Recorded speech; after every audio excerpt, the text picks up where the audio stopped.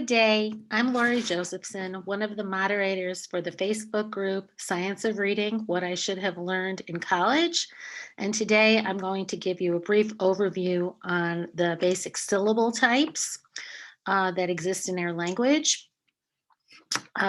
This is obviously videotaped, but if anyone has a question following the video, you certainly should feel free to ask away, on the Facebook page. So I view teaching syllable types as the keys to the castle. If children know syllable types, it's important because the syllable type determines the vowel sound for the most part. So I'm going to just give you a little brief overview. I will tell you that the first person to talk about syllables and dividing words into syllables for pronunciation was Noah Webster in 1806. And that is what Anna Gillingham and Bessie Stillman based their Gillingham manual upon. So the basic structure of our English language is that it is composed of syllables. The predominant syllable, which is why it's taught first, is the closed syllable. And the closed syllable comprises about 47% of all syllables in English. How do we know what a closed syllable is? The vowels are this peach color. I like to call it strawberry. And the consonants are this vanilla color. So what makes a syllable a closed syllable, so I'll just go ahead and write that up here. What makes a syllable a closed syllable is not having a CVC, although a CVC, consonant, vowel, consonant, is a closed syllable. What makes a syllable closed is that it has one vowel only, and it's closed in by one or more consonants. So words like cat are closed syllables, but also a word like at is a closed syllable, okay? And a word like scat is a closed syllable because it has two consonants, one vowel, it's closed in. I like to consider the closed syllable like base 10 in math, because when we teach the other syllable types, it's always in comparison to the closed syllable. If a syllable is closed, then the vowel is short, and we mark it with a breve, and I'll show you how to do that. Some programs underline, some programs scoop, and I do that first. I put a C for closed, that's second, because it makes the vowel short. That's the third one. And that is called a breve. And I believe last week Jennifer talked about the breve. So once a student has mastered the closed syllable, then it's time to move on to the others. That being said, most students who have to learn the closed syllable also have trouble with phonemic segmentation and blending. So you want to make sure that those skills are intact as well. Okay, so that's the closed syllable. And I'm not going to talk about what are called the closed syllable exceptions till the end of the presentation. Let's just do one thing at a time.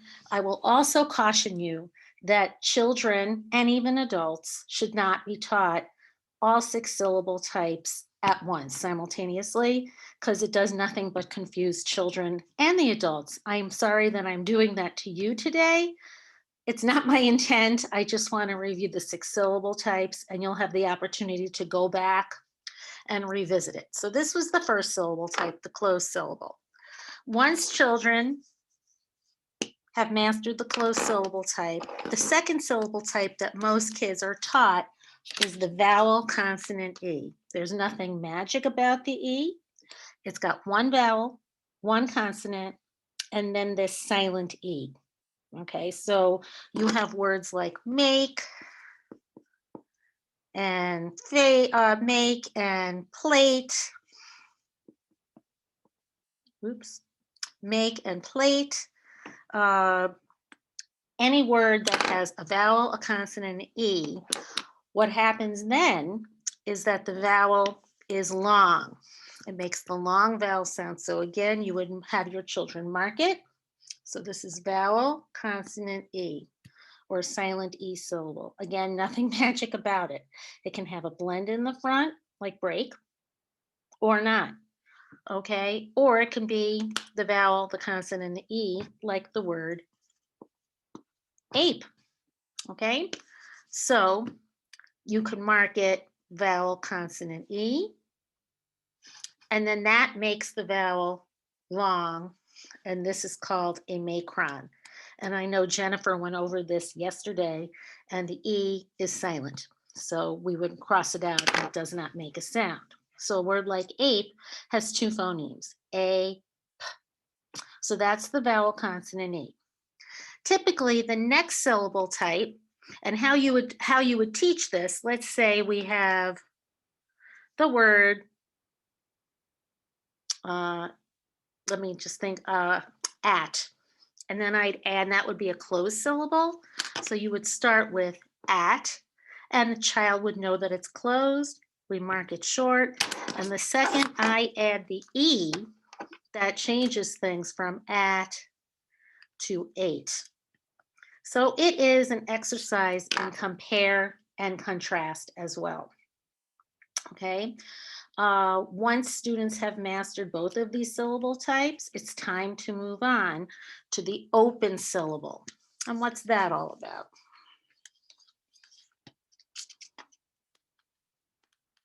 Again, I would start out, by talking about the closed syllable. Okay, so say I had the word hop. I might go from hop to hope and talk about the vowel, consonant, E syllable type. Then I might go back to hop, take this away. A misconception about that closed syllable is that people think it's CVC, but honestly, this first letter does not matter at all. And then I might take away that final consonant and I would go from hop to ho, as in ho, ho, ho, Merry Christmas. And then you would be left with an open syllable. Okay, so this one's the open syllable. And again, it has one vowel and it's left open. It's at this point, well, let me show you how to mark it. You're with an O for open. And this one also has the long vowel. What's important to note is that the U has two long vowel sounds. There's the long vowel sound of U, like a y-oo, as in the word cute. And there's the oo, which has an umlaut at the top, which Jennifer talked about last week. And that's flu, and it's just oo, okay? That has to do with the consonant preceding this U. So for vowel, consonant, E and open syllables, beware that U has two long vowel sounds, okay?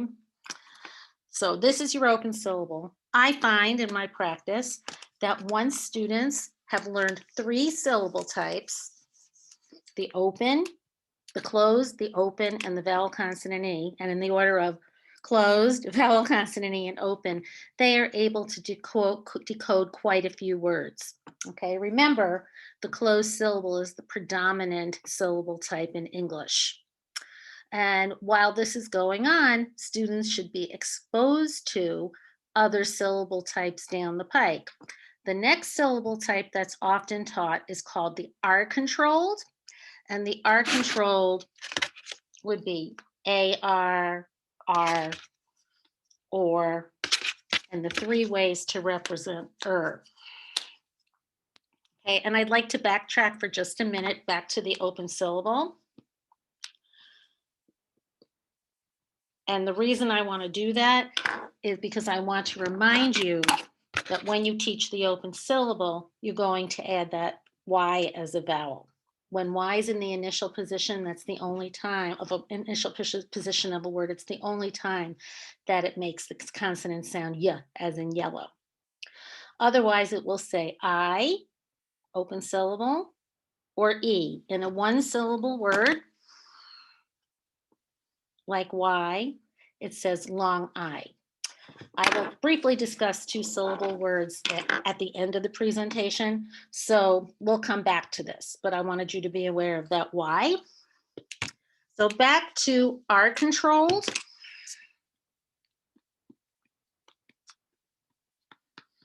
And it is just what it says. It's controlled by the R.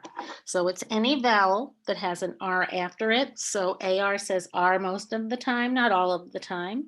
OR says OR, not all of the time, but most of the time. And ER, IR, and UR say The most common spelling for the sound is ER. Do not confuse it with the sound, while I have your ear, with the sound of just the consonant R, which says Notice my teeth are clenched, and my tongue is taut. My mouth is open here for So notice the difference and talk about it with your students.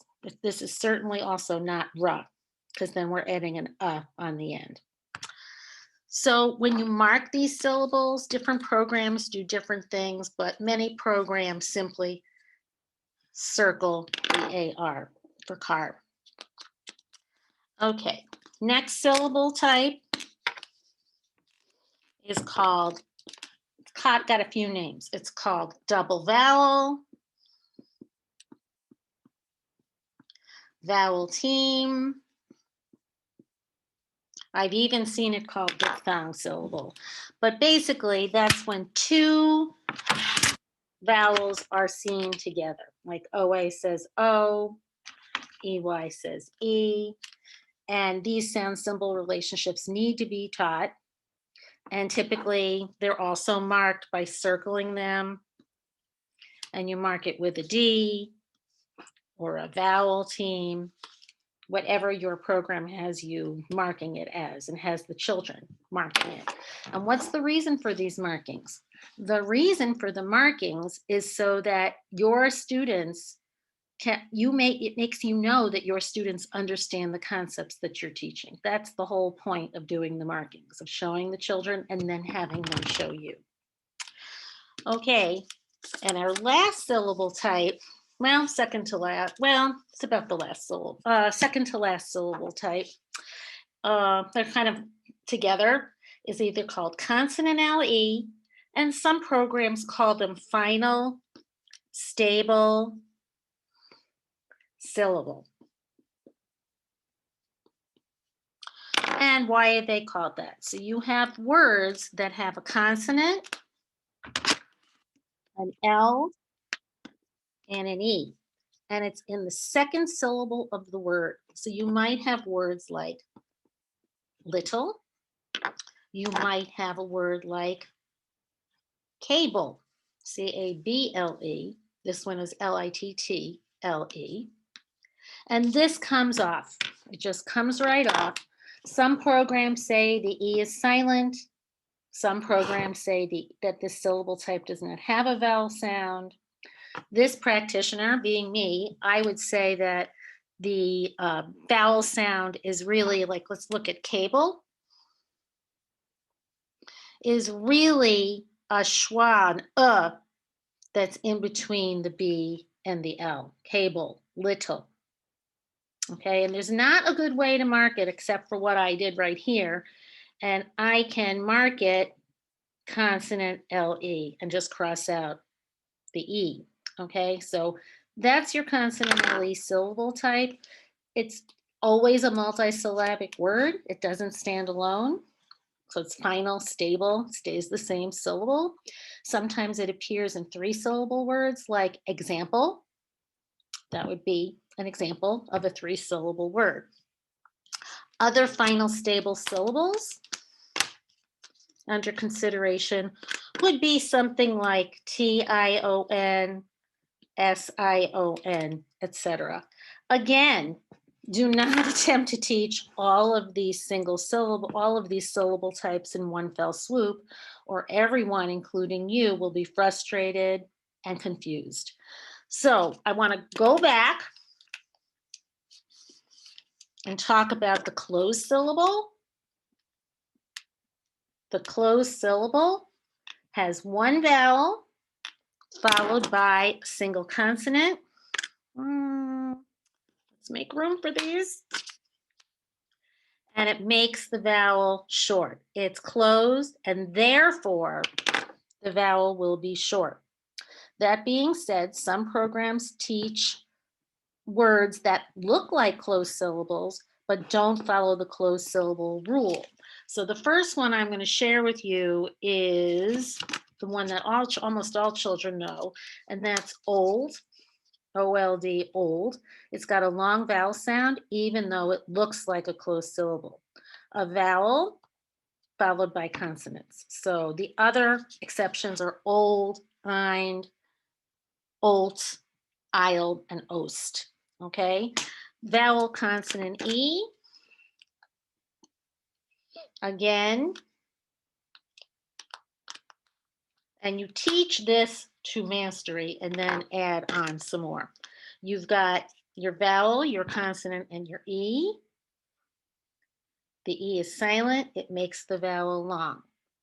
Exceptions to the vowel consonant E typically are IVE, IV, because words do not end in V in English.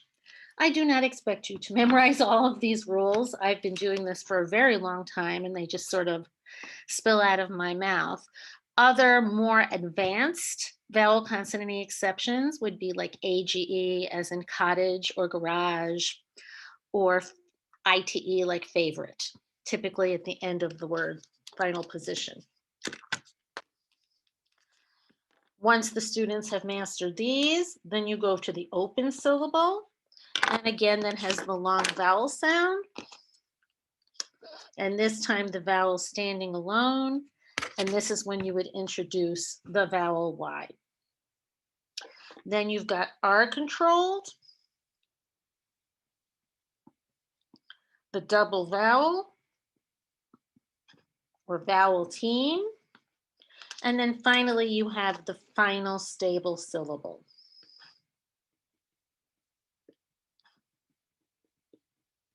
There are exceptions to the R control rule that affect the sound of the R controlled vowel based on a little bit on dialect. Some programs teach that if there's two R's, like in the word carrot, the AR is not saying R anymore. It's saying short A, carrot, like the carrots that Bugs Bunny eats. If R comes between two vowels, it also might maintain its short vowel sound. Double vowels have their exceptions too. Not often. It's in words such as create. So I'll just make that one for you. Take a look at create. Again, it would be two syllables, and you can see that the first syllable is open. It's a split vowel, and then this is a vowel consonant E. I'm going to circle back to beginning rules of syllable division in just a minute. And your final stable syllable exception is the STLE, as in castle. Oops, I have the S here already. And the S is sort of a placeholder because all of the STLE words have short vowels in the first syllable. Okay, I'm going to erase all this and I'm going to give you a little primer on the basic rules of syllable division. And I'm going to use my blank cards. And when you do this, you probably start working with two syllable words that have consonants that are compound words, like a humpback whale.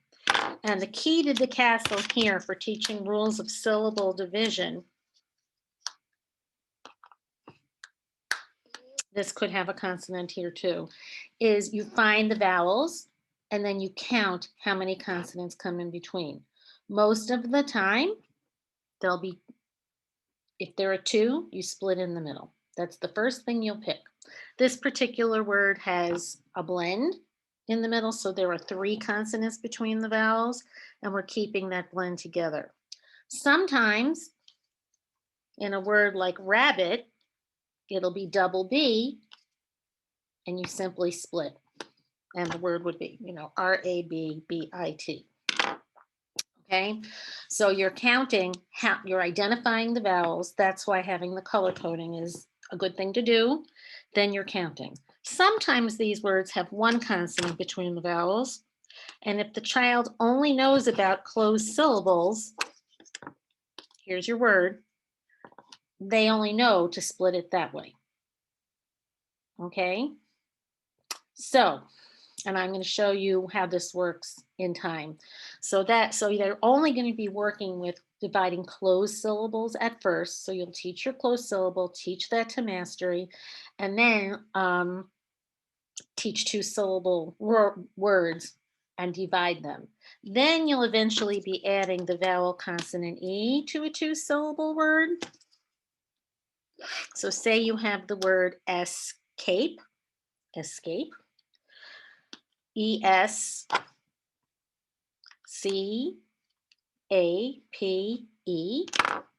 And again, we're looking for the vowels and we're looking for the spoken vowels. So E is silent.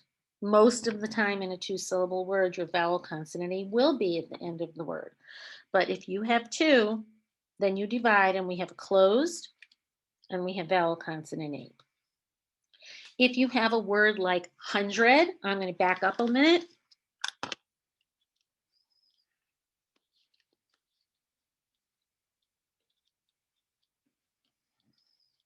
Again, you look for the vowels and you count 1, 2, 3. And if there's a blend, more often than not, it will go with the second syllable. Now I'm going to show you 2 words that are some of my favorite words. If you have open syllables, closed syllables, and vowel consonant E syllables. So say you were spelling the word, let's see, or you were having your child read the word, that's probably a better way to say it.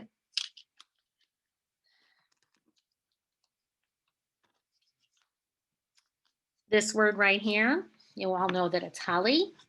Okay, if I have 2 consonants between my vowels, and now the children have been taught that Y at the end, an open syllable, will say E in a 2 or 3-syllable word most of the time. You split. What kind of syllable is this? Closed. Therefore, the vowel is short. What kind of syllable is this? Open. So this one will have long E, holly. Now, let's say I show the word. I show them this word now. Okay. How many consonants come between my vowels, I would ask. The answer is 1. 80% of the time, once you teach open syllable, 80% of the time, the split will look this way. With this syllable being open. Almost all the time. So you have to teach your students flexibility, and you also have to teach your students to try it both ways, but try the open syllable way first. So this one is holy, not holly. Why is it holy? This is open. What is the function of this other L in the word holly? It is to keep the first syllable closed and this vowel short. Let me show you what happens with the consonant LE. Same thing. All right, so say I want to have my students read this word. Let me change it up.